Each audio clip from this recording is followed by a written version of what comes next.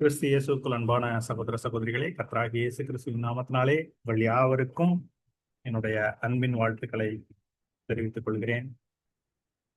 நீங்கள் யாவரும் நம்முடைய கர்த்தருடைய பெரிதான கிருபையினாலும் அன்பினாலும் இரக்கினாலும் நலமாக இருப்பீர்கள் என்று விசுவாசிக்கிறேன். இப்பொழுதும் கடந்த மாதத்துல நம்ம பைபிள் ஸ்டடி ஒன்று பார்த்தோம். தலைப்பு அமலேகேட்ஸ் வார் வித் இஸ்ரேல் என்று சொல்லி, அப்ப அது முடிக்கும் பொழுது சொல்லியிருந்தோம், எப்படியாவது மாதத்திற்கு ஒரு பைபிள் ஸ்டடியாவது கொடுக்க முயற்சி பண்ணலாம்னு சொல்லி. அதோட அடுத்ததான தொடர்பு இந்த ஒரு தொடர் பைபிள் ஸ்டடி என்னன்றா, ஓல்ட் டெஸ்டமெண்ட் கிரானாலஜி அப்படிங்கிற தலைப்பின் கீழே நம்ம பார்க்கலாம்னு சொல்லி இருந்தோம். ஆக இப்பொழுது இந்த ஃபர்ஸ்ட் பார்ட் இது வந்துட்டு ஒரு 4 to 5 பார்ட்ஸ் மேபி இருக்கும், இல்லை இன்னும் சுருக்கணும்னா 3 பார்ட்ஸ். பட் எவ்வளவு போகுதுன்னு சொல்லி நம்ம பார்க்கலாம். இப்போ ஓல்ட் டெஸ்டமெண்ட் கிரானாலஜி பத்தி நம்ம பார்க்கலாம். நேரடியாக அந்த குரோனாலஜிக்குள்ள போறதுக்கு முன்பாக எதற்காக நம்ம இதை படிக்கணும், இதன் மூலமாக நம்ம என்ன தெரிந்து கொள்ள போகிறோம் அப்படிங்கிறதெல்லாம் கொஞ்சம் பார்த்துட்டோம்னா நமக்கு வந்துட்டு இதை படிப்பதற்கான ஒரு நோக்கம் நமக்கு தெளிவாக புரியும். சரி, இதை பத்தி ஏற்கனவே நம்ம அநேகந்தரம் வெவ்வேறு லெசன்ஸ்ல கவர் பண்ணியிருக்கோம். ஆனா ஃப்ரெஷ்ஷா நம்ம என்ன பார்க்க போறோம் அப்படின்னோம்னா, இந்த ஓல்ட் டெஸ்டமெண்ட்டை பத்தி, அதாவது ஸ்டார்டிங்ல இருந்து கிரியேஷன்ல இருந்து இயேசு கிறிஸ்துனுடைய டைம் வரைக்கும் நம்ம டீட்டெயிலா பார்க்க போறோம். சரி, பைபிள் ஸ்டடிக்குள்ள போயிட்டு பார்க்கலாம். ஓகே, முதலாவது குரோனாலஜி அப்படின்னா என்ன? குரோனஸ் என்கிற அந்த லத்தீன் வார்த்தைக்கு அர்த்தம் வந்துட்டு நேரம். லாகி மீன்ஸ் ஸ்டடி. உதாரணத்துக்கு பயாலஜி அப்படின்னா, பயோன்னா உயிர், லைஃப். லாஜினா ஸ்டடி, உயிரியல், உயிரை பற்றிய ஒரு படிப்பு. அந்த மாதிரி நிறைய இருக்கு. Physiology, psychology. அப்ப இது போன்ற அநேக படிப்புகள் உண்டு. சரி, அப்ப குரோனாலஜி அப்படின்னா, குரோனஸ்னா டைம், லாஜினா ஸ்டடி. அப்ப காலங்களை குறித்த ஒரு பாடமாக இருக்கிறது. குரோனாலஜினா study of the time, study of times சொல்லலாம். அதாவது காலங்கள் அல்லது நேரத்தை குறித்த ஒரு பாடம் அப்படின்னு புரிந்து கொள்ளலாம். இப்ப பழைய ஏற்பாட்டு காலத்தை குறித்த ஒரு படிப்பு ஓல்டு டெஸ்டமெண்ட் குரோனாலஜி என்கிற படிப்பு. அப்ப நியூ டெஸ்டமெண்ட்டை பத்தி நம்ம படிக்கலையா அப்படின்னா, இப்ப நியூ டெஸ்டமெண்ட்டை பத்தி நம்ம படிக்கல. ஏன் நியூ டெஸ்டமெண்ட்டை பத்தி படிக்கல, ஏன் ஓல்ட் டெஸ்டமெண்ட்டை பத்தி மட்டும் படிக்கிறோம் அப்படின்னா, new testament is straight forward. நம்ம வாழ்கிற காலம் நியூ டெஸ்டமெண்ட் பீரியட்ல தான் நம்ம வாழ்ந்துட்டு இருக்கிறோம். இப்ப இந்த ஒரு வருடம் 2026 2026 ஏடியில வாழ்ந்து கொண்டிருக்கிறோம். அப்படின்னு என்ன அர்த்தம்? இப்ப ஹிஸ்டரி வந்துட்டு இரண்டாக பிரிந்திருக்கிறது. இது உங்களுக்கு அநேகருக்கு நன்றாக தெரியும். நம்ம படிச்சிருப்போம், பாடத்துல அநேக இடத்துல பார்த்திருப்போம். இன்னும் நம்ம பைபிள் ஸ்டடி ஃபாலோ பண்ணீங்கன்னா நிறைய இடத்துல பேசியிருப்போம். அப்ப பிசி ஏடி என்று இரண்டாக பிரிக்கப்பட்டிருக்கிறது. பிசி என்று சொல்லப்பட்ட பாகத்துக்கு பிஃபோர் கிரைஸ்ட், கிறிஸ்துவுக்கு முன்பு. ஏடி என்றால் அன்னோ டோமினி என்று சொல்வார்கள், அல்லது தமிழ்ல சொல்லணும்னா கிறிஸ்துவுக்கு முன், கிமு. ஏடிக்கு பதிலாக தமிழ்ல கிபி இருக்கும், கிறிஸ்துவுக்கு பின். ரொம்ப எழுது பாருங்க, கிறிஸ்துவுக்கு முன், கிறிஸ்துவுக்கு பின். காலத்திற்கு அப்பாற்பட்ட இறைவன் காலத்தை இரண்டாக பிரித்திருக்கிறதை நம்மால் காண முடியும். சரி, அன்னோ டோமினிங்கிற அந்த பதத்துக்கு என்ன ஒரு பொருள் என்று சொல்லி பார்த்தீர்கள் என்றால், அந்த ஒரு லாட்டின் தான் அதுவும். அதற்கு என்ன அர்த்தம்னா, இந்த இயர் ஆஃப் த லார்ட் என்று சொல்லி அர்த்தம். அப்ப கர்த்தருடைய வருஷத்துல இருக்கிறோமான்னு கேட்டா, இன்னும் கொஞ்சம் அதை சரியா புரிஞ்சுக்கணும்னா, இந்த டைம்ஸ் ஆஃப் த லார்ட், கர்த்தருடைய காலங்களில் இருக்கிறோம். இயர் ஆஃப் த லார்டுங்கிறதுக்கு பதிலா இந்த டைம்ஸ் ஆஃப் த லார்ட். அப்ப கிறிஸ்து வந்த பின்பு நாம் கர்த்தருடைய காலங்களுக்குள்ளாக இருக்கிறோம். எல்லா காலங்களும் அவருக்குள்ள இருக்கிறது வேதம் சொல்லுகிறது. சகலமும் அவராலே, அவருக்காய், அவருக்குள் இருக்கிறது. ரோமர் 11ஆம் அதிகாரத்துல கடைசி வசனம். அப்ப இந்த times of the Lord once Christ is born. அப்ப BC straight forward, before Christ. AD வந்துட்டு அன்னோ டொமினி, அப்படின்னா இந்த இயர் ஆஃப் த லார்ட் என்று சொல்லி அர்த்தம். இப்ப என்ன நடக்குதுன்னு பாத்தீங்கன்னா, இப்போதைய பாட புத்தகங்கள்ல நாங்க ரிலீஜியஸ் நியூட்ரலாக போகிறோம், செக்குலராக போகிறோம் என்று சொல்லி கிரைஸ்டோட ரெஃபரன்ஸை எடுக்க ட்ரை பண்றாங்க. என்ன சொல்றாங்கன்னா, பிசியை வந்துட்டு என்ன சொல்லிட்டாங்கன்னா பிசிஇ என்று சொன்னார்கள். சி என்று சொன்னால் காமன் எரா என்று சொல்லி அர்த்தம். இப்ப காமன் எராவும் ஏடியும் ஒண்ணுதான், there is no difference. அப்படின்னா 2026 ஏடின்னு சொன்னாலும் 2026 சின்னு சொன்னாலும் ஒண்ணுதான். அப்ப பிசிக்கு பதிலா பிசிஇ, பிஃபோர் காமன் எரா என்று சொல்லுகிறார்கள். அப்ப அவங்க வந்துட்டு அந்த கிரைஸ்டோட ரெஃபரன்ஸ் எடுக்க முயற்சி செய்தாலும் யாருமே அந்த ஃபேக்டை மறைக்க முடியாது, மாற்ற முடியாது. the Lord divided history into two என்று சொல்லி உலகம் அதை எப்படியாவது மறைக்க வேண்டும், எப்படியாவது பின்வரும் ஜனங்கள், பின்வரும் சந்ததி கிரைஸ்டை எப்படியாவது அவங்கள்ட்ட இருந்து மறைச்சிடணும்னு சொல்லிட்டு எவ்வளவு முயற்சி செய்கிறது. செய்தாலும் என்ன பண்ண முடியல, ஒன்றும் செய்ய முடியல. அப்ப ஏன் அதை எப்படி கிறிஸ்துவின் மூலமாக காலம் ரெண்டாக பிரிக்கப்பட்டதுன்னா இந்த ஒரு வசனம் தான். கலாத்தியர் 4:4. கலாத்தியர் 4:4ல அந்த வசனத்தை கூட வாசிக்கலாம். கலாத்தியர் 4:4. நாம் புத்திர சுவீகாரத்தை அடையும்படி நியாயப்பிரமாணத்துக்கு கீழ்ப்பட்டவர்களை மீட்டுக் கொள்ளத்தக்கதாக, இது மொத வசனம். தொடர்பு காலம் நிறைவேறின பொழுது, அதெல்லாம் நோட் பண்ணுங்க. when the fullness of the time came ன்னு இருக்கும் இங்கிலீஷ்ல. இங்கிலீஷ் பைபிள் ஓபன் பண்ணி காலம் நிறைவேறின போது இங்க பாருங்க. But when the fullness of the time was come, அப்படின்னா ரைட் டைம். தேவன் எல்லாவற்றுக்கும் ஒரு நேரத்தை குறித்திருக்கிறார், அந்த நேரத்தில் அதை நிறைவேற்றார். அப்ப இயேசு கிறிஸ்து இந்த உலகத்துல பிறக்க வேண்டும் என்று சொல்லி ஒரு காலத்தை பிதாவாகிய தேவன் குறித்து வைத்திருந்தார். அந்த காலம் நிறைவேறின பொழுது என்ன பண்ணாரு? ஸ்திரீனிடத்தில் பிறந்தவரும் நியாயப்பிரமாணத்திற்கு கீழானவருமாகி தம்முடைய குமாரனை தேவன் அனுப்பினார். அப்ப நியாயப்பிரமாணத்திற்கு கீழ்ப்பட்டவராக அவர் அனுப்பினார். ஆனா அவர் நமக்கு நியாயப்பிரமாணத்திலிருந்து விடுதலை கிடைக்கிறார். சரி, அப்ப ஏன் இந்த டைமிங் முக்கியம்னா, அவர் பிறந்த டைம் ஏன் ரொம்ப இம்பார்ட்டன்ட்னா, அப்ப உலகம் முழுவதும் யார் ஆண்டு கொண்டிருந்தாலும் ரோமர்கள் ஆண்டு கொண்டிருந்தார். அதற்கு முன்பாக கிரேக்கர்கள் அநேக இடத்தை ஆட்சி செஞ்சாங்க. ஆனா அதற்கு முன்பாக மேடோ பர்ஷியன்ஸ் ஆர் பாபிலோன்ஸ், அவங்க வந்துட்டு பாபிலோனியன்ஸ்லாம் உலகம் முழுவதையும் ஆளுகை செய்யல. இப்ப ரோமன் ரெயின் அப்பதான் மோஸ்ட் ஆஃப் த பிளேசஸ். இப்ப கிரீக் பீரியட்லே கிட்டத்தட்ட ஒரு Alexander most of the parts of the earth அப்பொழுது இருந்த பாப்புலேஷன், ஏசியா, யூரோப், அப்புறம் அந்த மிடில் ஈஸ்ட், ஆப்பிரிக்கா, இந்த கண்டங்கள் மட்டும்தான் அப்ப மெயினா இன்ஹேபிட்டடா இருந்தது. அப்பொழுது அந்த காலகட்டங்கள்ல வசித்து வந்தார்கள் அநேக ஜனங்கள். இந்த ஒரு 3-4 கண்டங்கள் தான். அப்ப அமெரிக்கா சைட்லாம் அப்பொழுது இன்ஹேபிட்டன்ஸே இல்லை, மக்கள் வசிக்காத ஒரு காலகட்டங்களாக இருந்தது. இந்த ஒரு இடங்கள்ல இருந்த ஜனங்கள். அப்ப this is the main population. இதை வந்துட்டு அநேக இடங்களை சேர்த்து ஆண்ட காலம். இன்னும் சொல்ல போனா உலகம் கொஞ்சம் கொஞ்சமாக பகுக்கப்பட்டு மூவ் ஆயிட்டு இருந்தது, லேண்ட் மாசஸ். அப்ப நடுப்புற இப்ப இவ்வளவு தூரம் நவுந்து இருக்கு, இவ்வளவு சமுத்திரம் இவ்வளவு பெரிதாக வந்து இவ்வளவு தூரம் லேண்ட் மாசஸ் நவுந்து இருக்கு. அப்போ மோஸ்ட் ஆஃப் திஸ் பிளேசஸ் பாத்தீங்கன்னா சேர்ந்து இருந்தது. அந்த டைம்ல ரோமன்ஸ் அநேக இடங்களில் ஆளுகை செய்து கொண்டிருந்தார்கள். அப்பொழுது காமன் இருந்ததுனால அப்ப மிகப்பெரிய பாப்புலர் ஒரு ஃபிகர் யாருன்னா நம்முடைய கர்த்தராகிய இயேசு கிறிஸ்து. இன்று வரைக்கும் அந்த டைம்ல அவர் பிறந்ததுனால ரோமன்ஸ், அப்ப ஹிஸ்டாரியன்ஸ் என்ன பண்ணாங்கன்னா இந்த காலத்தை கிறிஸ்துவுக்கு முன்பாக கிறிஸ்துவுக்கு பின்பாக பிரித்தாங்க. அது எப்படி நடந்ததுன்னா சரியான நேரத்துல அவர் பிறந்தார். அப்ப ரோமர்கள் என்று சொல்லி ஒரு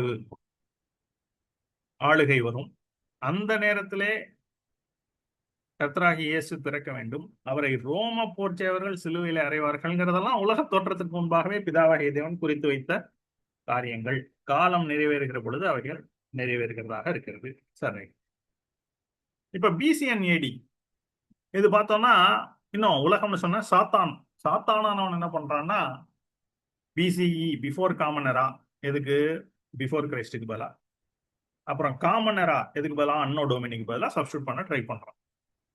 இப்ப பிசியும் ஏடியும் ஒய்ட்லி அநேக இடங்கள்ல யூஸ் பண்றதுனால அவ்வளவு ஈஸியா ஓவர் நைட்லாம் அதை சேஞ்ச் பண்ணிட முடியாது. ஒரு சில இடங்கள்ல பாட புத்தகங்கள்ல சொல்லி கொடுத்துட்டு வரலாம், ஆனா அது அவ்வளவு ஈஸியா அவனால செய்ய முடியாது.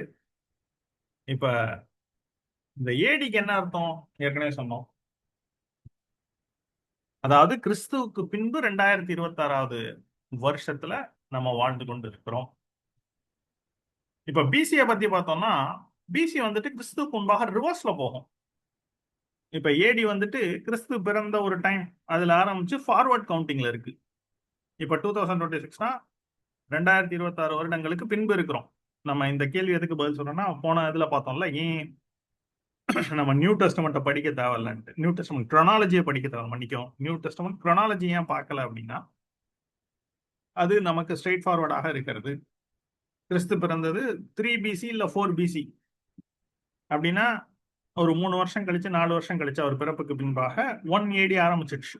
அப்படின்னா இப்ப நம்ம இருக்கிறது 2026 years after the birth of Christ.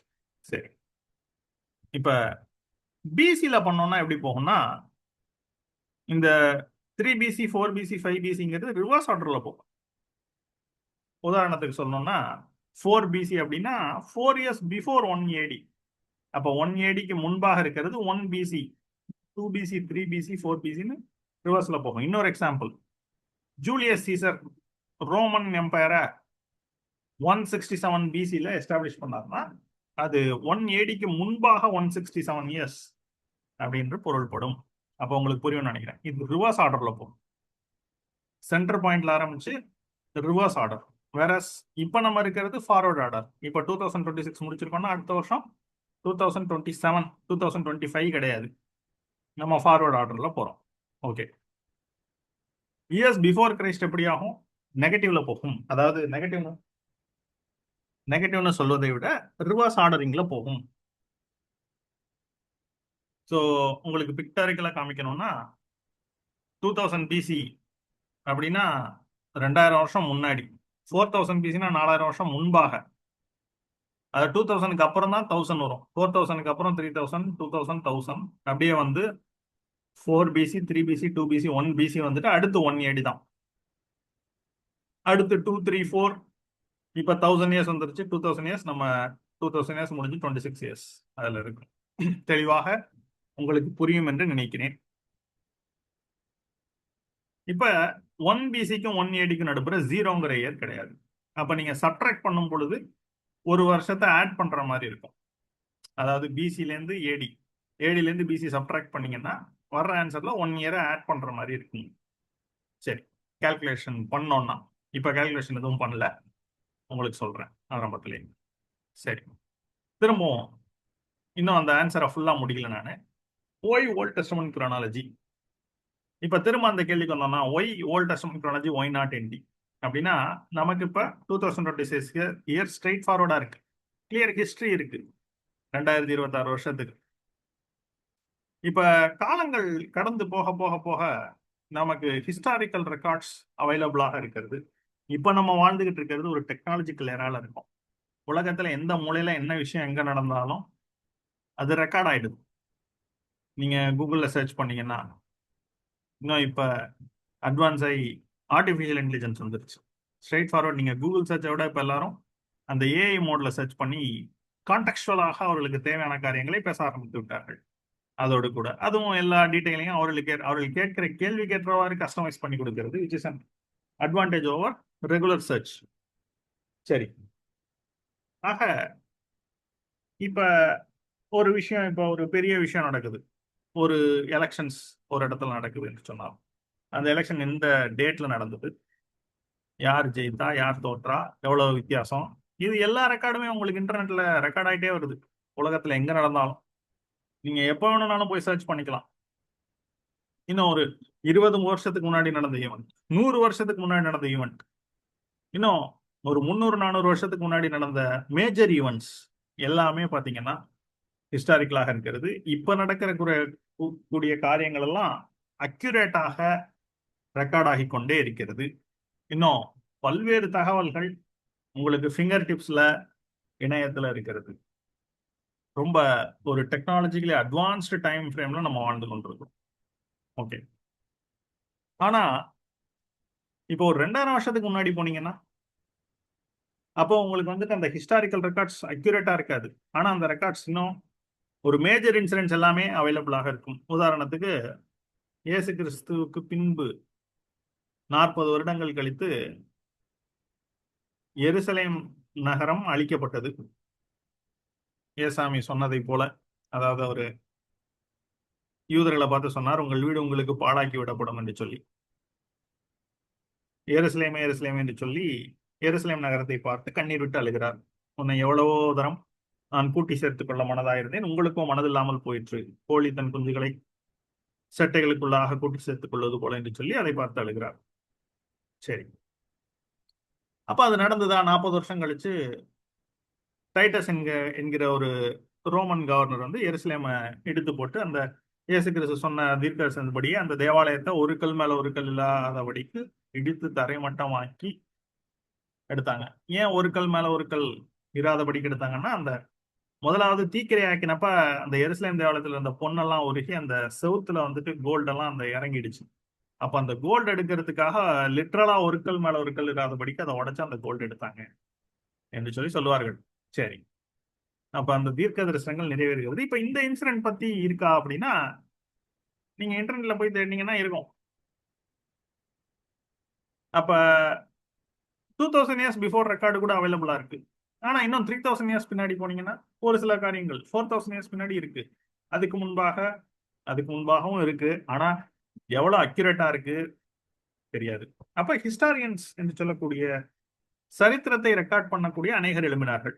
அப்ப பாப்புலர் ஹிஸ்டரியன் ஒருத்தர் இருந்தார். யாருன்னா ரோமன் ஜூவிஷ் ஒருத்தர் இருந்தார், பிளாவியஸ் ஜோசபஸ். அவரு இயேசு கிறிஸ்துக்கு பின்பாக வந்தவர். ஒரு அடுத்து 30-40 வருடங்கள் நினைக்கிறேன். அந்த டைம்ல வந்த அவர் ஒரு ரோமன்னா இருக்கிறதுனால ஒரு மிலிட்டரியன் கூட. அவர் வந்துட்டு பின்பாக அந்த சரித்திரம் எழுத முற்பட்டு அவர் என்ன பண்ணாருன்னா, இந்த ஜெருசலேம் வார் பத்தின அந்த இன்சிடென்ட்ஸ் எல்லாம் அக்யூரேட்டா ரெக்கார்ட் பண்ணார். அப்ப அவர் அதை மட்டும் ரெக்கார்ட் பண்ணல, அதற்கு முன்பாக நடந்த எல்லா காரியங்களையும், அதாவது கிட்டத்தட்ட ஒரு எஜிப்சியன் டைம், அதுக்கு அந்த டைம்ல இருந்து பாபிலோனியன் டைம், மேடோ பர்ஷியன், கிரீக் எல்லா டைம்ல இருக்கிறதையும் முடிஞ்ச வரைக்கும் அவர் எல்லாத்தையும் கலெக்ட் பண்ணி அந்த ரெக்கார்ட்ஸ், அந்த ஹிஸ்டாரிக்கல் ரெக்கார்ட்ஸ், அப்ப இருந்த கிரீக் ரெக்கார்ட்ஸ் அப்புறம் ரோமன் ரெக்கார்ட்ஸ் எல்லாம் வச்சு அவர் இருக்கிற சோல்ஸ் எல்லாம் வச்சு கம்பைல் பண்ணி அவர் எழுதியிருக்கிறார். அவர் ஒரு ஹிஸ்டாரியன், பாப்புலரான ஹிஸ்டாரியன் ஃபிளாவியஸ் ஜோசப்ஸ். நீங்க வந்துட்டு சர்ச் பண்ணி பாருங்க அவரை பத்தி, அவரோட ஒர்க்ஸ் பத்தி. ஓகே. ஆனா நமக்கு வந்துட்டு என்ன இருக்குன்னா, அதை விட ஒரு ரிலையபிளான ஒரு ரெக்கார்ட் இருக்கு, பெட்டர் சோர்ஸ். என்னன்னா word of God, the Bible, given from God himself, written by the spirit of God. வேத வாக்கியங்கள்லாம் தேவனுடைய ஆவியினால் அருளப்பட்டிருக்கிறது என்று 1 தீமோத்தேயு அதுல 3ஆம் அதிகாரம் கடைசியில சொல்லப்பட்டிருக்கிறது. அந்த வசனத்தையும் பார்த்துட்டு வந்துடலாம். இந்த வசனம் வந்து சொல்லி ஒரு சின்ன ஒரு சந்தேகம். இல்ல, அது 2 தீமோத்தேயு 3 என்று நினைக்கிறேன். 2 தீமோத்தேயு 3:16. வேத வாக்கியங்கள் எல்லாம் தேவ ஆவியினால் அருளப்பட்டிருக்கிறது, தேவனுடைய மனுஷன் தேறினவனாகவும் எந்த நற்கிரியும் செய்ய தகுதியுள்ளவனாகவும் இருக்கும்படியாக அவைகள் உபதேசத்துக்கும் கடிந்து கொள்ளுதலுக்கும் சீர்திருத்தலுக்கும் நீதியை படிப்பிக்குதலுக்கும் பிரயோஜனம் உள்ளவர்களா இருக்கிறது. அப்ப தேவ ஆவியினாலே வேத வாக்கியங்கள் எல்லாம் தேவ ஆவியினாலே கொடுக்கப்பட்டிருக்கிறது. அப்ப அதை விட ஒரு ரிலையபிள் சோர்ஸ், பெட்டர் சோர்ஸ் கிடையாது. அப்ப இப்ப ஆடம்ல இருந்து ஜீசஸ் வரைக்கும் நாம தெரிந்து கொண்டோம் என்றால், இதுதான் ஓல்ட் டெஸ்டமென்ட் குரோனாலஜி, பழைய ஏற்பாட்டை குறித்த அந்த முழு டைம் லைனை நம்ம புரிந்து கொள்ளலாம். சரி, இப்ப பிசி ஏடி இல்லாம இன்னொரு விதமாகவும் நீங்க ட்ராக் பண்ணலாம். அதுக்கு பேர் ஏஎம் என்று சொல்வார்கள். ஏஎம் என்றால் அன்னோ டோமினி மாதிரி அன்னோ மண்டி என்று பொருள்படும். அன்னோ மண்டி என்று சொன்னால் என்ன அர்த்தம்னா, அதுக்கு பேர் இந்த டைம்ஸ் ஆஃப் த வேர்ல்டுன்னு அர்த்தம். இந்த இயர் ஆஃப் த லார்டு. அன்னோ டோமினினா இந்த டோமினி என்றால் லார்டு என்று பொருள்படும். அன்னோ டோமினி என்றால் இந்த இயர் ஆஃப் த, இந்த டைம்ஸ் ஆஃப் த, இந்த இயர் ஆஃப் த லார்ட் என்று சொல்லி பொருள்படும். அன்னோ மண்டி என்று சொன்னால் இந்த இயர் ஆஃப் த வேர்ல்டு. அப்படின்னு என்ன அர்த்தம்னா, உலகத்தை சிருஷ்டித்ததிலிருந்து, படைப்பில் இருந்து அல்லது ஆதாமில் இருந்து ஃபார்வர்ட்ல வரும். புரியுதுங்களா? பிசி வந்துட்டு ரிவர்ஸ்ல போகும். கிறிஸ்துவில் ஆரம்பிச்சு ரிவர்ஸ்ல போகும். ஆனா அன்னோன் மண்டி ஆடம்ல ஆரம்பிச்சு, ஆடம் கிரியேட் பண்ணப்பட்ட வருடம் 1 என்று சொல்லி எடுத்துக்கொண்டு அதுல இருந்து ஃபார்வர்ட் 1 2 3 4 அப்படின்னு ட்ராக் ஆகும். அப்ப நம்ம எப்படி படிக்க போறோம் அப்படின்னா, அன்னோன் மண்டியில தான் ஃபர்ஸ்ட் எடுத்து படிக்க போறோம். அப்புறமா பிசிக்கு அட்ஜஸ்ட் பண்ணிக்கலாம் அதை. சரி, இப்ப ஒய் ஓட்டி குரோனாலஜி அப்படின்னா ஆதாமில் இருந்து இயேசு வரைக்கும் இருக்கக்கூடிய காலகட்டங்களை படிப்பதற்கு அப்படிங்கறதா அதோட பதில். தனியா ஒரு லைன்ல கொடுக்கல. ஆனா அதுக்கு ஓட்டி குரோனாலஜிக்கு முன்பாக why to study chronology at the first place. ஏன் காலங்களை பத்தி படிக்கணும்? நீங்க சொல்லிட்டீங்க என்டி ஸ்ட்ரைட் ஃபார்வர்டா இருக்கு, ஓட்டி இன்னும் கொஞ்சம் புரிஞ்சுக்கணும், அதனால ஓட்டி பத்தி படிக்கணும். ஆனா எதுக்கு ஃபர்ஸ்ட் டைமிங்க பத்தி குரோனாலஜி பத்தியே படிக்கணும் அப்படின்னா, இங்கே கொஞ்சம் ஆழமாக நம்ம போறோம் வேத வாக்கியங்களுக்குள்ளாக. ஒரு ஸ்டெப் எடுத்துட்டு என்ன யோசிப்போம்னா, why to study chronology at all அப்படின்னா, நம்ம எப்படிப்பட்ட ஒரு காலங்களில் வாழ்ந்து கொண்டிருக்கிறோம் என்று சொல்லி நாம தெரிந்து கொள்ள வேண்டியது அவசியமா இருக்கிறது. Study of times. உதாரணத்துக்கு மத்தேயு 16ஆம் அதிகாரத்துல இயேசு கிறிஸ்து அந்த பரிசேயர்கள் சதுசேயர்களை பார்த்து ஒரு விஷயம் சொல்றாரு. என்னன்னா, 3ஆம் வசனம் படிக்கலாம். உதயமாகிற போது செவ்வானமும் மந்தாரமா இருக்கிறது, அதனால் இன்றைக்கு காற்றும் மழையும் உண்டாகும் என்று சொல்லுகிறீர்கள். மேல 2ஆம் வசனம் படிச்சீங்க. அஸ்தமனமாகிற போது செவ்வானம் இருக்கு, அதனால் வெளிவாங்கும் என்று சொல்லுகிறீர்கள். அப்ப மாயக்காரரே, வானத்தின் தோற்றத்தை நிதானிக்க உங்களுக்கு தெரியுமே, காலங்களின் அடையாளங்களை நிதானிக்க உங்களால் கூடாதா? அப்ப காலங்களின் அடையாளங்களை நிதானித்து பார்க்க முடியும். நேரத்தை பத்தி ஏன் நம்ம படிக்கணும்? நம்ம இருக்க காலங்களை பத்தி தெரிஞ்சுக்கணும் அப்படின்னா, நம்ம வாழக்கூடிய காலங்கள் முடிவு காலங்கள்னு இன்றைக்கு எல்லாருமே சொல்றாங்க. அப்ப அதை நம்ம கிளியரா புரிஞ்சுக்கணும். எப்படி அது முடிவு காலம்? வேத வாக்கியங்களின்படி எப்படி அதை நம்ம சரியாக புரிந்து கொள்ளலாம்? அப்ப அதை தெரிஞ்சுக்கணும். நம்ம ஒரு கிறிஸ்தவர்களாக இருக்கிற நம்ம அதை பத்தி புரிந்து கொள்ள வேண்டியது மிகவும் அவசியமா இருக்கிறது. இன்னும் சொல்ல போனா, அநேகர் என்ன சொல்லுவாங்கன்னா,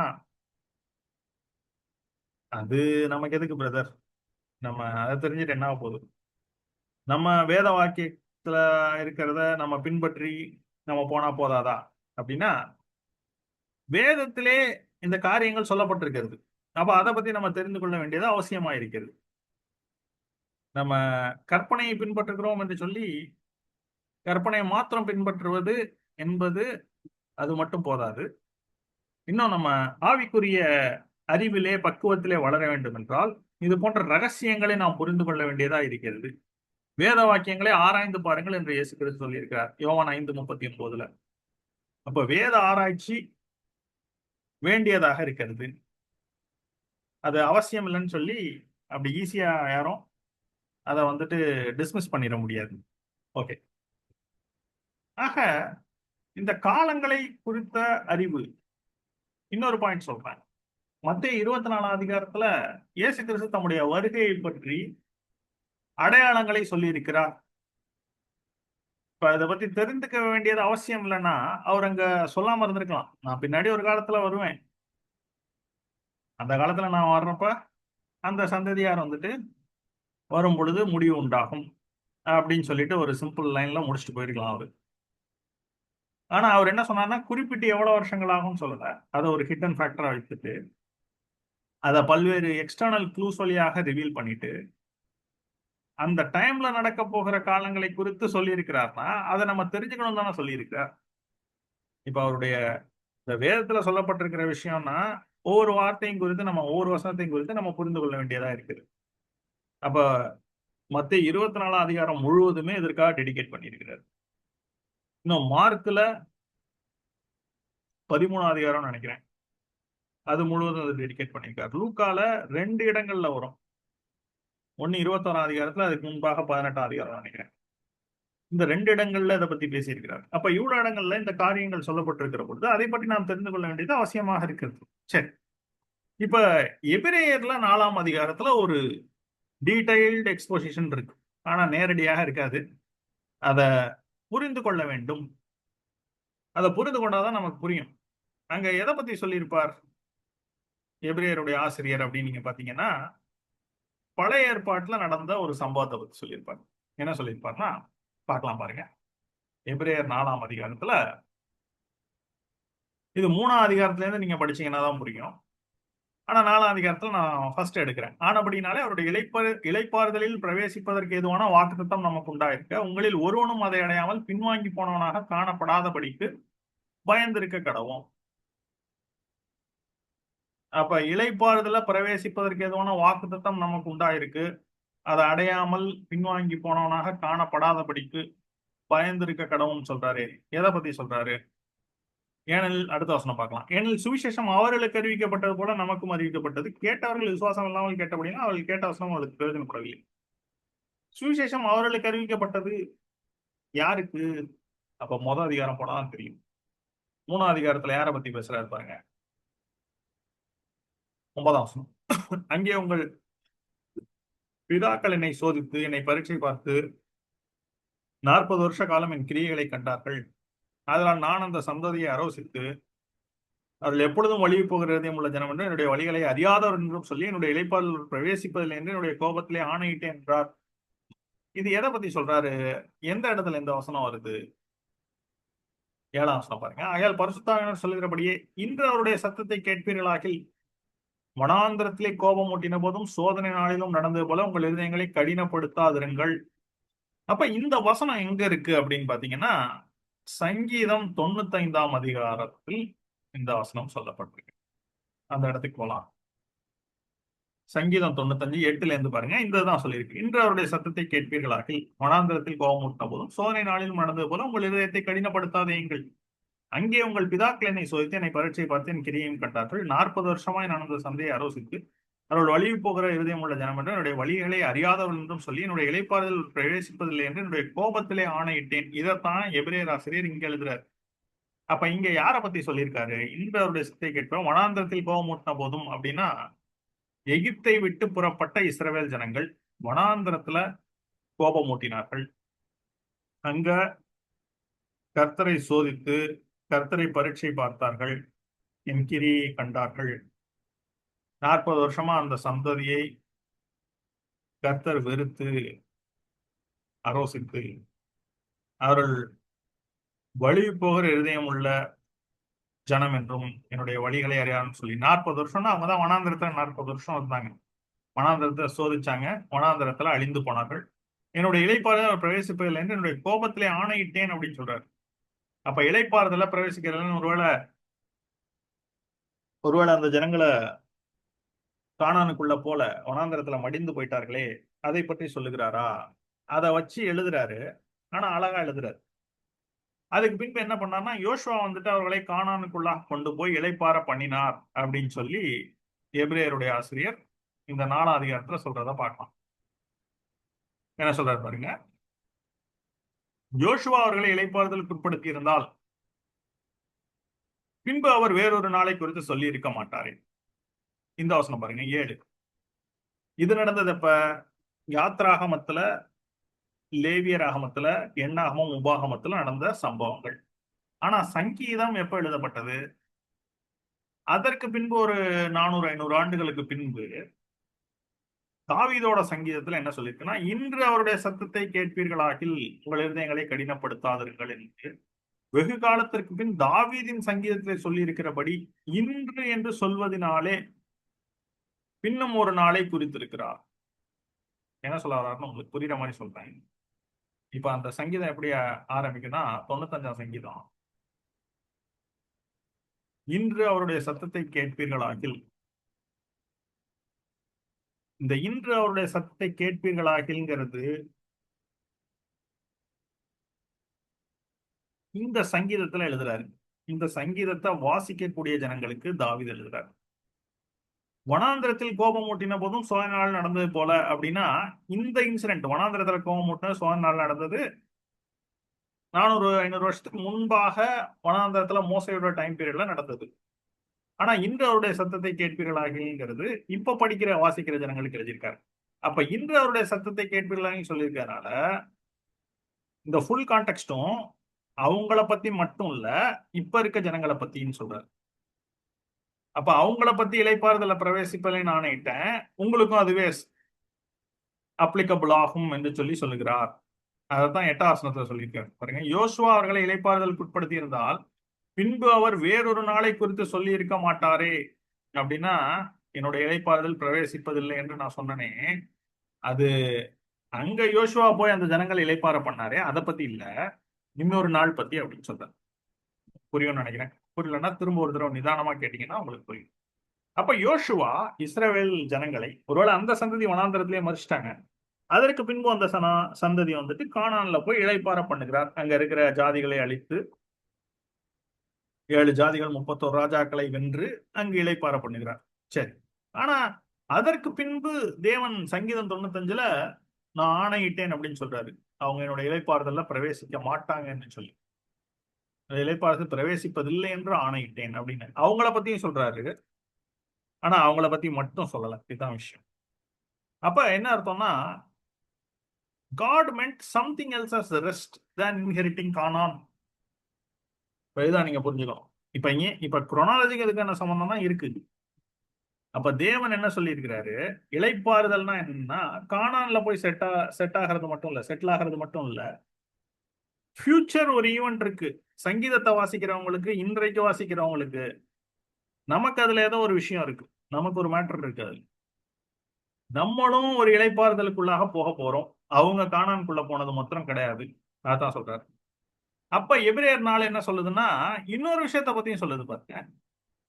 எபிரேயர் 4:4 என்ன சொல்லுதுன்னு பாருங்க. இங்க இன்னொரு விஷயத்த சொல்றாரு. மேலும் தேவன் தம்முடைய கிரியைகள் எல்லாம் முடித்து 7ஆம் நாளிலே ஓய்ந்திருந்தார் என்று 7ஆம் நாளை குறித்து ஒரு இடத்தில் சொல்லி இருக்கிறார். அப்ப there is something called 7th day. இப்பதான் நம்ம விஷயத்துக்கு வரோம். இப்பதான் நம்ம குரோனாலஜிக்குள்ள வரோம்.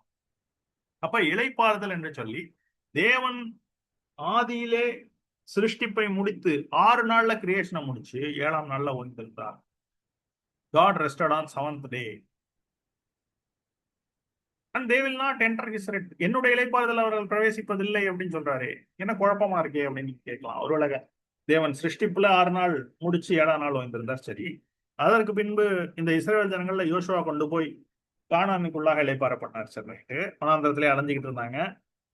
ஆனா அவங்களுக்கு பெர்மனண்டா ஒரு இடம் கொடுத்து அங்க தங்கும்படி செய்தார். அதுதான் ரெஸ்ட். சரி, இப்ப எதிரிகள் இல்லை, இளைப்பாறுனாங்க. சரி, ஓகே.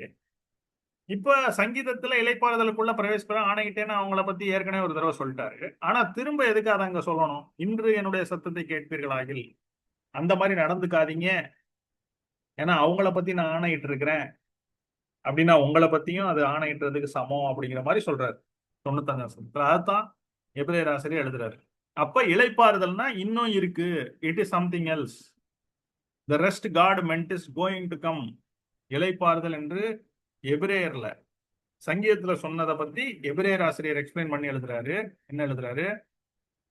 9ஆம் வசனம் பாருங்க. ஆகையால் தேவனுடைய ஜனங்களுக்கு இளைப்பாறுகிற காலம் இனி வருகிறதா இருக்கிறது. அப்ப இனிமே இளைப்பாறுதல் நமக்கெல்லாம் வருதுன்னு சொல்றாரு. புரியுதுங்களா உங்களுக்கு? To understand the rest that God talked about in Psalms, need to see further. ஆனா ஃபர்தர் பாக்குறத இப்பயே உங்களுக்கு ஹிண்ட் கொடுத்துட்டேன். அப்ப இந்த ஸ்லைடுக்கு என்னன்னா 6+1 = 7. அப்ப எபிரேயர் 4 வந்துட்டு ஏன் 7ஆம் நாளை பற்றி பேசணும்? அதே மாதிரி தீர்க்க தரிசனமா உரைக்கப்பட்ட இளைப்பாறுதல் அப்படின்னு சொல்லி பேசணும் அப்படின்னா, தேவனாகிய கர்த்தர் சிருஷ்டித்த எல்லாவற்றிலையும் அர்த்தம் இருக்கு. எப்படி சிருஷ்டித்தார் அதற்கு பின்பாகவும் அர்த்தம் இருக்கு. அந்த அர்த்தங்களை நான் புரிஞ்சுக்கணும். எல்லாத்தையும் புரிஞ்சுக்க முடியாது. இப்ப நம்ம கான்டெக்ஸ்டுக்கு எது தேவை? இப்ப ஒரு வாரத்துல ஏன் 7 நாள் இருக்கு? அப்ப பைபிள் நீங்க ஃபர்ஸ்ட் 2 சாப்டர் படிச்சீங்கன்னா தெரிஞ்சிடும். தேவன் 6 நாளில் சிருஷ்டித்தார் எல்லாவற்றையும், 7ஆம் நாளிலே ஓய்ந்திருந்தார். அப்ப எல்லா கேலண்டர்லயும் சரி, ஹீப்ரூ கேலண்டர் எடுத்தாலும் சரி, கிரீக் கேலண்டர் எடுத்தாலும் சரி, இங்கிலீஷ் கேலண்டர், ரோமன் கேலண்டர், இன்னும் இஸ்லாமிக் கேலண்டர், இன்னும் என்ன கேலண்டர் ஃபியூச்சர்ல கிரியேட் பண்ணாலும் சரி, ஒரு வாரத்துக்கு 7 நாள் தான் இருக்கும். தமிழ் கேலண்டர் எடுத்தீங்கன்னா கூட ஒரு வாரத்துக்கு 7 நாள் தான் இருக்கும். அப்ப first chapter of Bible answer this. என்னன்னா 6 நாள்ல எல்லாத்தையும் உருவாக்கி 7ஆம் நாளில் ஓய்ந்திருந்தார். அதுதான் 6+1 7. அப்ப 6 days of creation plus 1 day of rest. இஸ்ரவேல் ஜனங்களுக்கு என்ன சொன்னார்? நீங்க 6 நாளும் வேலை செய்து 7ஆம் நாளில் இளைப்பாறுங்கள். Similar to God's pattern. நமக்கும் ஒரு நாள் பாத்தீங்கன்னா எல்லா கவர்மெண்ட் ஆபீசர்ஸ்க்கும் லீவு. எப்ப? சண்டே. சரி, இப்ப இது வந்துட்டு என்ன சொல்லியிருக்காருன்னா, நம்ம ஏற்கனவே பார்த்ததை போல எபிரேயர் 4:4 மேலும் தேவன் 7ஆம் நாளில் ஓய்ந்திருந்தார் என்று சொல்லி 7ஆம் நாளை பற்றி ஒரு இடத்துல சொல்லியிருக்கிறார். எங்க? ஆதியாகமம் 2ஆம் அதிகாரத்தை சொல்லியிருக்கிறார்.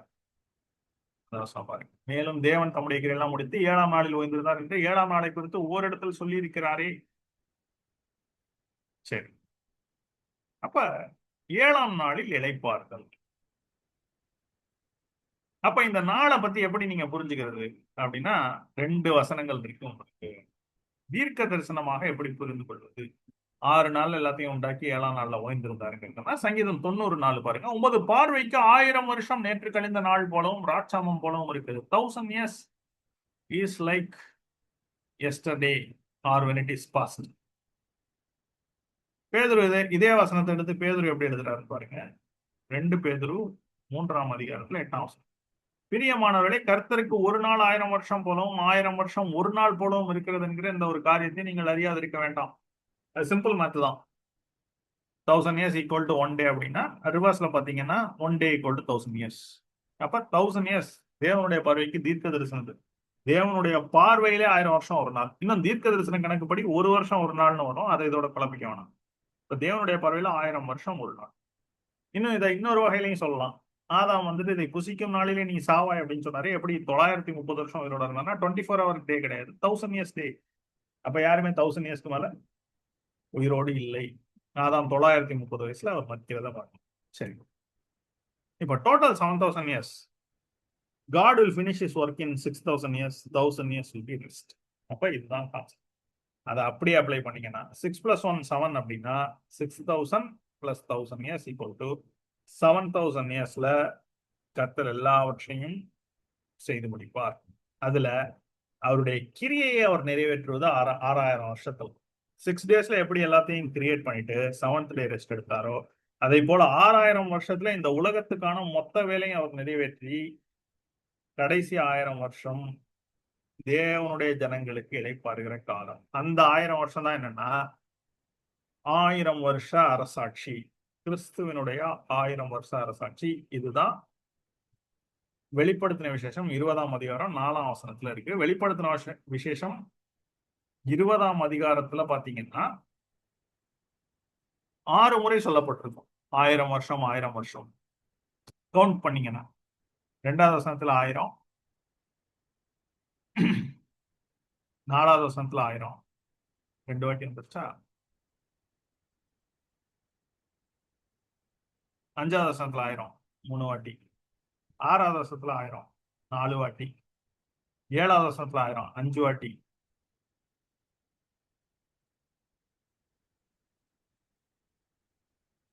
இன்னும் ஒரு முறை வரும்.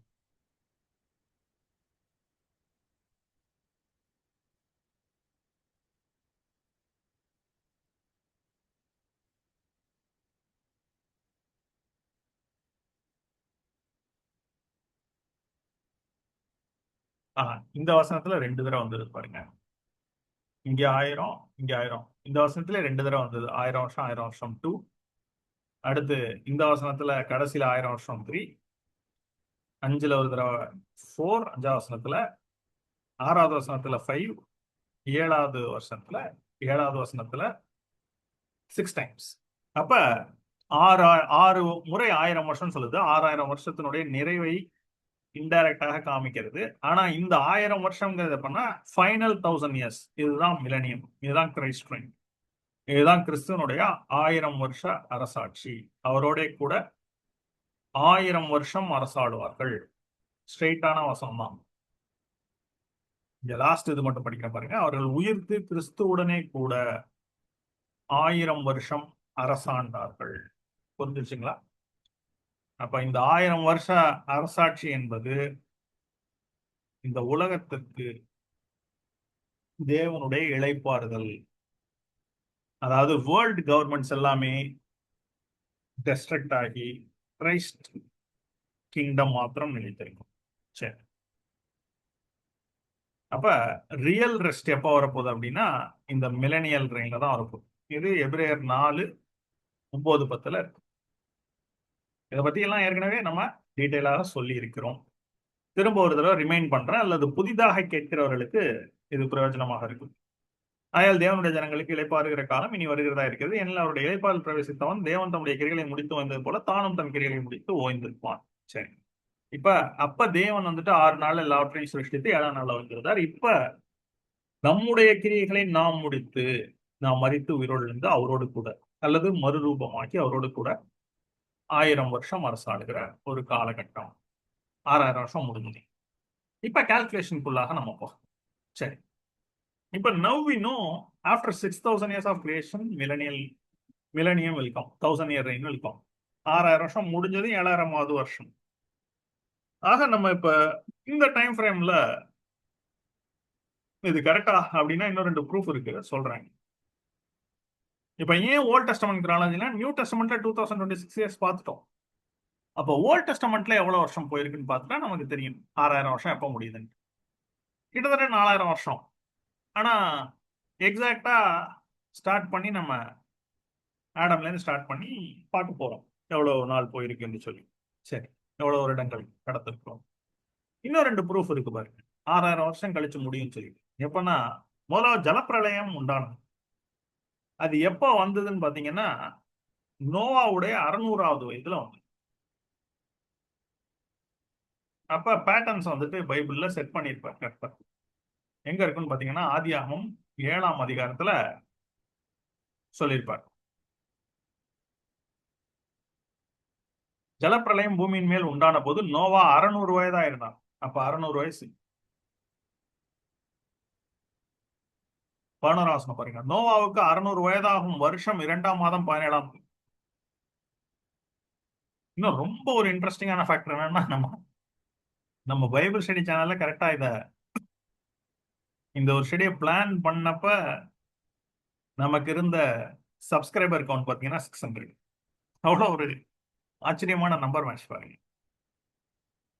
நேற்றைக்கு தான் அது வந்துட்டு 1 இன்க்ரிமெண்ட் ஆகி 601 ஆச்சு. அப்ப 600th இயர் ஆஃப் நோவா 6000 இயர்ஸுக்கு ஒரு அடையாளமாக இருக்கிறது. அப்ப அதை கன்ஃபார்ம் பண்றபடி நான் அதை நினைக்கிறேன். 600 சப்ஸ்கிரைபர்ஸ் நம்ம சேனல்ல. இன்னும் இதுக்கு முதல் அதிகாரத்துல பாத்தீங்கன்னா அப்பொழுது கர்த்தர் என் ஆவியின் ஆதியாகமம் 5:6-3 மன்னிக்கும். அப்பொழுது கர்த்தர் ஆவி என்றைக்கும் மனுஷனோட போராடுவதில்லை, அவன் மாம்சம் தானே, அவன் இருக்க போகிற நாட்கள் 120 வருஷம் என்றார். அப்படின்னு என்ன அர்த்தம்னா மனுஷனோட ஆயுசு 120 வருஷம் தானா? அப்ப மனுஷனோட ஆயுசு 120 வருஷம் அப்படி சொன்னா அதற்கு பின்பு வந்தவங்க எல்லாம் 175 இயர்ஸ். ஆபிரகாம் இருந்தாரு, ஈசாக்கு 180 இயர்ஸ், யாக்கோபு 140 இயர்ஸ், யாக்கோபு வந்துட்டு 137 இயர்ஸ், 37 இயர்ஸ் ஆர் 147 இயர்ஸ் இருந்தாரு. அப்ப இவங்கெல்லாம் அவ்வளவு நாட்கள் இருந்தாங்களேன்னா அப்ப அது அர்த்தம் இல்ல. அதுக்கப்புறம் ஆயுசு நாட்கள் குறைஞ்சது. இப்ப 70 to 80 இயர்ஸ் ஆவரேஜா. ஆனா 120 இயர்ஸ் சொன்னது அந்த டைம்ல நோவாட்ட சொன்னதுல இருந்து 120 இயர்ஸ். அந்த இயர்ஸை வந்துட்டு ஜூபிலிஸா நீங்க கன்வெர்ட் பண்ணீங்கன்னா ஒரு ஜூபிலிங்கிறது 50 இயர். அப்ப 120 ஜூபிலிஸ் நீங்க பாத்தீங்கன்னா 120 into 50 6000 வரும் திரும்ப. அப்ப 6000 இயர்ஸ் ஆஃப் கிரியேஷனுக்கு பின்பு மிலனியம் வர வேண்டும். அப்ப 6000 இயர்ஸ் நிறைவேறுதல் அப்போ எப்படி நோவாவுக்கு 600 வருஷம் ஆகும் பொழுது ஜலப்பிரளயம் வந்ததோ வந்து அதுக்கு பின்பு எல்லாம் அடிந்து ஒரு புதிய உலகம், இப்போ ஃபர்ஸ்ட் வேர்ல்டு அப்படின்னு சொல்லுவோம், கிரியேஷன்ல இருந்து ஃபிளட்ஸ் வரைக்கும். அதே போல 6000 வருஷம் முடியும் பொழுது, மனித குலத்துக்கு 6000 வருஷம் முடியும் பொழுது இந்த ரெஸ்ட் வில் கம் பேக். இன்னொரு விஷயம் என்னன்னா நோவாங்கிற பேரோடைய அர்த்தம் இளைப்பாறுதல். அப்ப எவ்வளவு பர்ஃபெக்டா எல்லாம் மேட்ச் ஆயிருக்கு பாருங்க. நான் உங்களுக்கு அந்த வசனத்தை எடுத்தே காமிக்கிறேன். அதுக்கான அர்த்தம் மட்டும் பைபிள்ல போட்டிருக்கு. என்ன சொல்றாரு பாருங்க. லாமேக்கு 182 வயதான போது ஒரு குமாரனை பெற்று கர்த்தர் சபித்த பூமியிலே நமக்கு உண்டான வேலையிலும் நம்முடைய கைகளின் பிரயாசத்திலும் இவன் நம்மை தேற்றுவான்ங்கிறது ஒரு ஆறுதல், கம்ஃபர்ட். இன்னொரு டேர்ம்ல பாத்தீங்கன்னா தேற்றுதல் அப்படிங்கிறது ரெஸ்ட், இளைப்பாறுதல், அப்படிதான் பொருள்படும். சரி, ஓகே. அப்ப 2 ப்ரூஃப் கொடுத்துட்டோம் அடிஷனலா. இப்ப புதிய ஏற்பாட்டின்படி 2026 வருஷம் இருக்கும். ஆனா பழைய ஏற்பாட்டுல ஆதாம்ல இருந்து கிறிஸ்து வரைக்கும் அதை கொஞ்சம் நம்ம டீட்டெயிலா தான் படிக்கணும். நமக்கு தெரியும் நன்றாகவே, ஆதாம்ல இருந்து கிறிஸ்து வரைக்கும் தோராயமாக 4000 வருஷம். எக்ஸாக்டாக என்னன்னு தெரியாது. எக்ஸாக்டாக தான் படிக்க ட்ரை பண்றோம். இன்னும் நம்மளால எக்ஸாக்டா எடுக்க முடியுமாங்கிறது நம்ம இந்த பைபிள் ஸ்டடி ஃபர்தரா நம்ம போய் பார்த்தா தான் தெரியும். அக்யூரேட்டா நம்ம 6000 இயர்ஸ் எப்ப முடியுறதுன்னு கண்டுபிடிக்கலாமா? சரி, அதனாலதான் நம்ம இப்ப இந்த ஓல்ட் டெஸ்டமென்ட் குரோனாலஜி படிக்கிறோம். எதுக்கு குரோனாலஜி ஃபர்ஸ்ட் ஆஃப் ஆல் படிக்கிறோம் அப்படின்னா காலங்களை புரிந்து கொள்வதற்கு. சரி, இப்ப how are you going to study அப்படின்னா அன்னோமண்டிங்கிற மெத்தட் சொல்லி கொடுத்தாங்க. அப்ப கிரியேஷன்ல ஆரம்பிச்சு ஃபார்வர்ட் கவுண்டிங், ஆதாமில் இருந்து ஃபார்வர்டு கவுண்டிங், அது எப்படி கவுண்ட் பண்ணி படிக்கிறது? Forward calculation from base of the world. சரி, அத பைபிள்ல இருந்து நீங்க சொன்னீங்களே சோர்ஸ் வந்துட்டு பைபிள் இருக்கு, பைபிள்ல இருந்து எப்படி படிக்கிறது அதான் பார்க்க போறோம். Let start from Adam to flats. ஏற்கனவே நம்ம இதை படிச்சிருக்கோம், திரும்பவும் சொல்றேன். இந்த ஒரு கால்குலேஷன் ஆடம் டு ஃபிளட்ஸ் நான் வந்துட்டு லாங் பேக் ஒரு 4 இயர்ஸ் பேக் எடுத்த பைபிள் ஸ்டடியில இதையே நான் கொடுத்துருப்பேன். இன்னும் இதுல இந்த ஸ்லைட்ல சொல்லப்பட்ட பாயிண்ட்ஸ் எல்லாமே நான் ஏற்கனவே வேற டாபிக்ஸ்ல நான் கவர் பண்ணதுதான். ஆனா இப்ப புதிதாக வந்திருக்கிற சப்ஸ்கிரைபர்ஸ் அவங்க பாக்குறவங்களுக்கு இன்னும் இதை ஃப்ரெஷ்ஷா ஆரம்பிச்சு படிக்கிறவங்களுக்கு இது நிச்சயமாக ஒரு ரெஃப்ரெஷராக இருக்கும். அதாவது ஏற்கனவே பார்த்தவங்களுக்கு ரெஃப்ரெஷரா இருக்கும், புதிதாக படிக்கிறவர்களுக்கு இது இன்ஃபர்மேட்டிவா இருக்கும். ஏன்னா அவங்க ஏற்கனவே அந்த பாடங்கள் எல்லாம் படிப்பாங்களான்னா சொல்ல முடியாது. சரி, அதனாலதான் அதை பார்க்கணும். இப்ப ரெஃப்ரெஷ் பண்ணிக்கலாம். ஏற்கனவே உங்களுக்கு தெரிஞ்சதுன்னா ரெஃப்ரெஷ் பண்ணிக்கலாம். சரி, இப்ப ஜீனியாலஜில இருந்து நம்ம இதை படிக்கலாம். அதாவது வம்ச வரலாறு, அதுல இருந்து நம்மளால புரிந்து கொள்ள முடியும். இப்ப உங்களுக்கு அதை எப்படி பண்றதுன்னு சொல்லி கொடுக்க போறேன். ஒருவேளை உங்களுக்கு ஏற்கனவே அது தெரியாதுன்னு சொன்னா இப்ப பார்க்கலாம். ஆதியாகமம் 5ஆம் அதிகாரத்துக்கு போவோம். ஆதியாகமம் 5ஆம் அதிகாரத்துக்கு திருப்பிங்க. இதுதான் ஃபர்ஸ்ட் வம்ச வரலாறு பைபிள்ல இருக்கிறது. ஆதாமின் வம்ச வரலாறு. தேவன் மனுஷனை சிருஷ்டித்த நாளிலே அவனை தேவசாயலாக உண்டாக்கினார். அவர்களை ஆணும் பெண்ணுமாக சிருஷ்டித்து அவர்களை ஆசீர்வதித்து அவர்களை சிருஷ்டித்த நாளிலே அவர்களுக்கு மனுஷர் என்று பெயரிட்டார். ஒரு அக்கௌண்ட், ஷார்ட் அக்கௌண்ட். ஆதியாகமம் 1ஆம் அதிகாரம் கடைசியிலையும் 2ஆம் அதிகாரத்துக்கு ஒரு ஷார்ட் அக்கௌண்டிங் கொடுத்தாரு. சரி, இப்ப வயசுக்கு வர்றாரு. ஆதாம் என்ன வயசு அப்படின்னு சொல்றாரு. ஆதாம் 130 வயதான பொழுது. அப்படின்னா ஆதாம் இன்னைக்கு சிருஷ்டிக்கிறாருன்னா அடுத்த வருஷத்துல அவருக்கு வந்துட்டு 1 வயசு முடியுது. குழந்தை பிறக்கிற மாதிரி நிச்சயம் 1 வருஷம் முடியுது. இந்த மாதிரி 130 வயது ஆகும் பொழுது, ஆனா அதுக்கு முன்னாடி என்ன ஆயிடுச்சு? காயின், ஆபேல் இவங்க பிறந்துட்டாங்க. அப்ப காயின் வந்துட்டு ஆபேலை கொல்லுகிறார். இது நடந்துருச்சு. ஆனா 130 வயதாக போகுது. இன்னும் அவங்களுக்கு பிடிச்சாதான் இன்னும் உங்களுக்கு படிச்சா பிடிக்கும். 4வது அதிகாரத்துல நீங்க போய் பாத்தீங்கன்னா தான் உங்களுக்கு தெரியும். பின்னும் ஆதாம் தன் மனைவி அறிந்தான், அவள் ஒரு குமாரனை பெற்று காயின் கொலை செய்த ஆபேலுக்கு பதிலாக தேவன் எனக்கு வேறொரு புத்திரனை கொடுத்தார் என்று சொல்லி அவனுக்கு சேத் என்று பெயரிட்டார். அப்ப ஆபேலுக்கு பதிலாக வந்தது சேத். அப்ப சேத் என்றால் என்ன அர்த்தம் அப்படின்னு பாத்தீங்கன்னா அப்பாயிண்டட். ஓகே, இன்னும் சொல்ல போனா சேத் வந்துட்டு த 4th பர்சன். ஆடம்ல ஆரம்பிச்ச ஆடம், அடுத்து coin, Abel, the 4th one is Seth. 4th appointed, குறிக்கப்பட்ட. சரி, ஆதாம் 130 வயதான போது தன் சாயலாக தன் ரூபத்தின்படி ஒரு குமாரனை பெற்று அவனுக்கு சேத் என்று பெயரிட்டான். அடுத்து ஆதாம் சேத்தை பெற்ற பின் 800 வருஷம் உயிரோடு இருந்து குமாரரையும் குமாரத்திகளையும் பெற்றான். அப்ப 130 வயசுல சேத் பிறக்கிறாரு. அதுக்கப்புறம் 800 வருஷம் உயிரோடு இருக்காரு. அப்ப 130 பிளஸ் 800 எவ்வளவு? ஆதாம் உயிரோடு இருந்தனாலாம் 930 வருஷம், 930 இயர்ஸ்.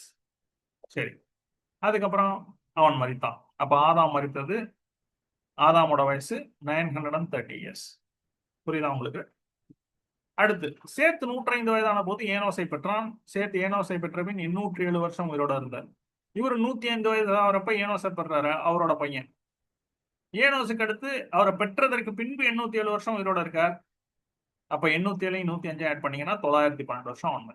சரி, இப்படியே போயிட்டு இருக்கும் நோவா வரைக்கும் வச்சுங்க. இதுல இருந்து எப்படி கால்குலேட் பண்றோம்? அப்ப இந்த எந்த வருஷத்துல ஒவ்வொருத்தருடைய பையன் பிறக்கிறார் பாருங்க, அதுதான் இங்க கீ. இப்ப உங்களுக்கு புரியும். we can calculate years elapsed by tracking number of years from first born. அவங்களுக்கு முதலாவது பையன் பிறக்கிற அந்த வருடங்களை மட்டும் நோட் பண்ணிட்டு வந்தீங்கன்னா உங்களால எவ்வளவு வருஷம் போனதுங்கிறத கால்குலேட் பண்ண முடியும். இப்ப ஆதாம் 130 வயசானப்ப சேத்தை பெற்றெடுக்கிறார் இல்லையா? சேத்தை பெற்றதற்கு பின்பு எவ்வளவு வருஷம் உயிரோட இருக்காங்க விட்டுருங்க, டோட்டல் ஏசையும் விட்டுருங்க. இந்த ஆதாம் எத்தனாவது வயசுல சேத்தை பெற்றெடுக்கிறார்னா 130 வயசு, அதை மட்டும் வச்சு இப்ப இந்த மாதிரி யோசிங்க. ஆடாம் சிருஷ்டிக்கப்பட்டது இயர் 1. இப்ப அடுத்து 130 வயசுல சேத் பிறகுறாருன்னா சேத் பிறக்கும் பொழுது உலகத்தினுடைய படைப்புன்றது 130 வயசு ஆயிருக்கு. ஐ மீன் 130 வருஷங்கள் ஆயிருக்கு. ஆதாமுக்கு 130 வயசு, அப்ப சேத்துக்கு 1 வயது. அல்லது சேத்து பிறக்கிறார், அவருக்கு 131 ஆகும் பொழுது சேத்துக்கு 1 வயசு முடியும். புரியுதுங்களா? அப்ப Adam was 130 when Seth was born. சரி, இப்ப Seth was born, it was 130 years from Adam's creation அல்லது வேர்ல்ட்ஸ் கிரியேஷன், எர்த்ஸ் கிரியேஷன் சொல்லலாம். அப்ப சேத் 130 வயசு கழிச்சு, மன்னிக்கவும் 130 வருஷங்கள் கழிச்சு பிறக்கிறார். ஆதாமுடைய 130 வயது அல்லது படைப்பில் இருந்து 130 வருடங்கள் கழித்து பிறக்கிறார். அப்ப ஃபர்ஸ்ட் ஆடம், அடுத்து சேத், 130 இயர்ஸ் ஆயிருக்கு. இப்ப அடுத்து சேத் எத்தனாவது வயசுல ஏனோசை பெற்றெடுக்கிறார்னு பாருங்க. நவ் டேக் சேத் 130 வச்சுங்க. இப்ப அடுத்து சேத் ஏனோசை பெறும் பொழுது அவருக்கு சேத்துக்கு வயசு 105. அப்ப சேத்து 105 வயதான பொழுது ஏனோசை பெற்றான். இப்ப நம்ம என்ன பார்க்கணும்னா உலக தோற்றத்திலிருந்து ஏனோஸ் எப்ப பிறக்கிறான்னு பார்க்கணும். புரியும் நினைக்கிறேன் உங்களுக்கு. இப்ப சேத்து 130 வருஷம் கழிச்சு பிறக்கிறார். ஆனா ஏனோஸ் அப்ப சேத்தோட 130ஐயும் சேத்துக்கு 105 வயதானதையும் ஏனோஸ் பிறக்கிறார்ல, அப்ப 130 105 கூட்டினீங்கன்னா ஏனோஸோட பர்த் இயர் வந்துடும். அப்ப ஏனோஸ் ஆதாமில் இருந்து அல்லது உலக படைப்பில் இருந்து 235 ஆண்டுகள் கழித்து பிறக்கிறார்.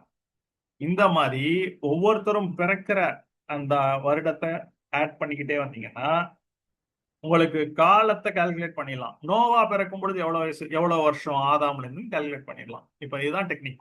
இப்ப இதை வச்சுதான் கால்குலேட் பண்ண முடியும்.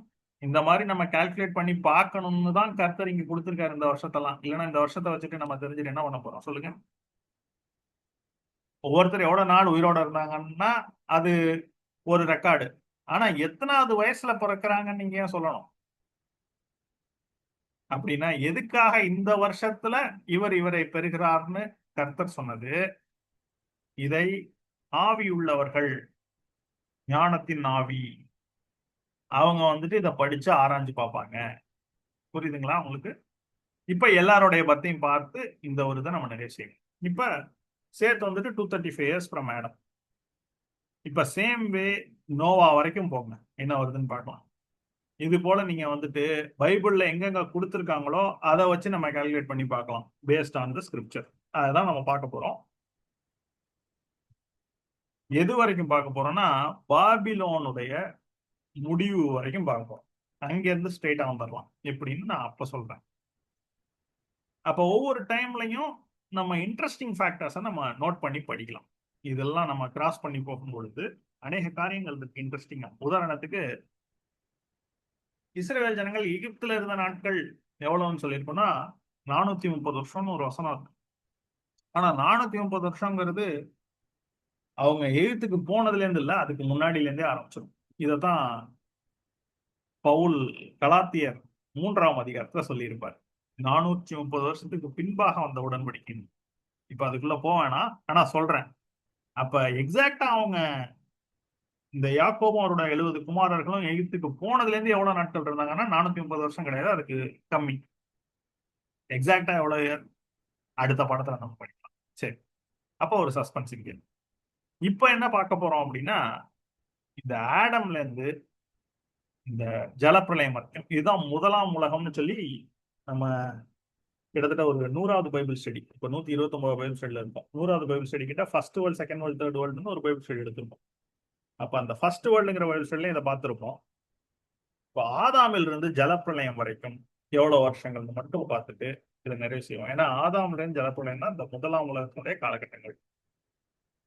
அடுத்த பாடத்துல வேணா ஜலப்பிரளயத்துல இருந்து ஆபிரகாம் வரைக்கும், ஆபிரகாமில் இருந்து எகிப்துக்கு போற வரைக்கும் எவ்வளவு டைம் அப்படின்னு பார்த்தா அடுத்த ஒரு செகண்ட் பார்ட்டை நம்ம க்ளோஸ் பண்ணோம். சரி, இப்ப ஆடம் டு ஃபிளட்ஸ் இதே பேட்டர்ன். இப்ப நான் சொல்லி கொடுத்த இதே மெத்தட். ஃபர்ஸ்ட் ஆதாம் 0 எடுத்துக்கங்க. சேத் 130 வருஷம். ஆதியாமம் 5:3. ஏனோஸ், சேத்துக்கு 105 வயதாகும் பொழுது ஏனோஸ் பிறக்கிறார். அப்ப ஏனோஸ் பிறந்தது 235 வருடங்கள். ஆதியாமம் 5:6. ஏனோசுடைய குமாரன் காயினான். ஏனோஸ் 90 வயதாகும் பொழுது காயினானை பிறந்தார். அப்ப 235 90 325. ஆதாம் ஆதாமில் இருந்து அல்லது உலகத்தின் படைப்பில் இருந்து. ஆதியாகமம் 5:9. காயினானுடைய குமாரன் மகலாலயல். காயினானுடைய 70வது வயதுல பிறக்கிறதுனால 395. எப்ப மகலாலயல் பிறப்பது ஆதாமில் இருந்து 395 வருஷம். அதே போல யாரேத் ஆதாமில் இருந்து 420 வருஷம். ஏனோக், ஏனோக் முக்கியமான ஒரு கேரக்டர். மரணத்தை காணாதபடி எடுத்துக்கொள்ளப்படப்பட்ட மனிதன், எடுத்துக்கொள்ளப்பட்டவர். சரி, ஏனோக் வந்துட்டு யாரேதுடைய 162 வயது கழிச்சு பிறக்கிறார். 622 வயதாகும். 622. ஓகே. மெத்தூசலா 687. இவர் தான் உலகத்திலே அதிகமாக வாழ்ந்தவர். ஏனோக்குடைய குமாரன் 969 வயசு மறிக்கும் பொழுது 969 இயர்ஸ். 31 years short of 1000. 31 வருடங்கள். 31 கூட நோட் பண்ணிக்கங்க, பின்னாடி டச் பண்ணும். ஆதியாகமம் 5:21 இருக்கு. மெத்தூசலாவுடைய குமாரன் லாமேக்கு. இந்த லாமேக்கு வாழ்ந்த வருடங்கள் பாத்தீங்கன்னா, அவர் பிறந்தது ஆதாம்ல இருந்து 874th இயர். ஆனா அவர் உயிரோட இருந்தது 777 இயர்ஸ். 777 வருஷம் உயிரோட இருக்க. இன்ட்ரெஸ்டிங்கான ஃபேக்ட். ஆனா இதுல என்னன்னா 777 வயசுல லாமேக்கு மரித்த பின்பும் 5 வருஷம் மெத்தூசலா உயிரோட இருக்காரு. ஏன்னா அவர் 969 இயர்ஸ். அதே மாதிரி அந்த மெத்தூசலா மரித்த பின்புதான் ஜலப்பிரளயம் வருது அந்த வருஷத்துல. அதாவது மரிக்கும் போது வரும் என்று சொல்றதுதான் மெத்தூசலாங்கிற பேருக்கே அர்த்தம். என்ன வரும்? ஜலப்பிரளயம். ஆனா இவன் இஸ் டெத் ஷால் பிரிங் அப்படிங்கறதா மெத்தூசலாங்கிற பேருக்கு அர்த்தம். ஏனோக்கு எப்படி பேர் வச்சிருக்காரு பாருங்க, ஆவினார். சரி, ஃபைனலா நோவா. நோவாவினுடைய பிறப்பு 1056வது வருஷம் ஆடம்ல இருக்கு. ஆதியாகமம் 5:28 இருக்கு. அடுத்து நம்ம ஏற்கனவே பார்த்ததை போல ஏனோக்கு 600 வயதாகும். சாரி, நோவாவுக்கு 600 வயதாகும் பொழுது ஜலப்பிரளயம் வந்தது பூமியில. அப்படின்னா 1056 + 600 1656 இயர்ஸ் முடிகிற பொழுது ஜலப்பிரளயம் வந்தது. அப்ப ஆடம்ல இருந்து கிரேட் ஃபிளட்ஸ் வரைக்கும் 1656 இயர்ஸ் பாஸ்ட். அப்ப 1656 வருடங்கள் கடந்திருக்கிறது. நம்ம 4000 வருஷம் சொன்னோம், அதுல 1656 வருடங்கள். இது அன்னோ மண்டி ஃபார்வர்ட் கால்குலேஷன். இது ரிவர்ஸ்ல பாத்தீங்கன்னா 3900 சம்திங் அந்த மாதிரி இருக்கும். சரிங்களா? அதை பத்தி கடைசியா அப்புறம் பிசிஎம் மேப் பண்ணி பார்க்கலாம். அப்ப இந்த இடத்துல நம்ம என்ன பார்த்திருக்கோம்னா ஆடம் டு ஃபிளட்ஸ் ஜெனசிஸ் 5ல இருந்து எடுத்திருக்கிறோம் அநேக வசனங்கள். இதை நீங்க பார்த்து நீங்களே கால்குலேட் பண்ணி பாருங்க, உங்களுக்கு நல்லா புரியும். இன்னும் இன்ட்ரெஸ்டடா இருக்கிறவங்க அடுத்த ஒரு 3-4 அதிகாரங்களை படித்து, ஆதியாகமம் 11ஆம் அதிகாரம் முழுவதையும் படித்து ஆபிரகாமுடைய காலகட்டம் வரைக்கும் நீங்க படிச்சு பாருங்க. எவ்வளவு இதே போல கால்குலேட் பண்ணி பாருங்க. ஏன்னா இந்த மாதிரி ஒரு கால்குலேஷன் ஆதியாகமம் 11ஆம் அதிகாரத்திலையும் கொடுக்கும். அந்த பாபேல் சம்பவத்திற்கு பின் இன்ட்ரெஸ்டடானவங்க நீங்க அதையும் பார்த்து மாதிரி கேட்டுக்கொள்கிறேன். அப்ப இந்த இடத்துல இந்த ஒரு பார்ட் 1 குரோனாலஜியை நிறைவு செஞ்சிருவோம். இதுல என்ன பார்த்திருக்கோம்னா ஏன் படிக்கணும், எதுக்காக படிக்கணும், எப்படி படிக்கிறோம். அப்புறமா இந்த first world Adam to flats வரைக்கும் பார்த்திருக்கோம். அடுத்து நம்ம பார்க்க போறது ஃபிளட்ஸ் பின்பு ஆபிரகாம் வரைக்கும். ஆபிரகாமில் இருந்து கர்த்தருக்கு சித்தமானால் எஜிப்டுக்கு அவங்க போற வரைக்கும் என்ன அப்படிங்கிறத நம்ம செகண்ட் பார்ட்ல பார்க்கலாம். இப்போ நம்ம இதை நிறைவு செய்வோம். பொறுமையாக கேட்ட உங்கள் அனைவரையும் கர்த்தர் ஆசீர்வதிப்பாராக. நம்முடைய கர்த்தராகிய இயேசு கிறிஸ்துவின் கிருபை உங்கள் அனைவரோடும் கூட இருப்பதாக. ஆமென்.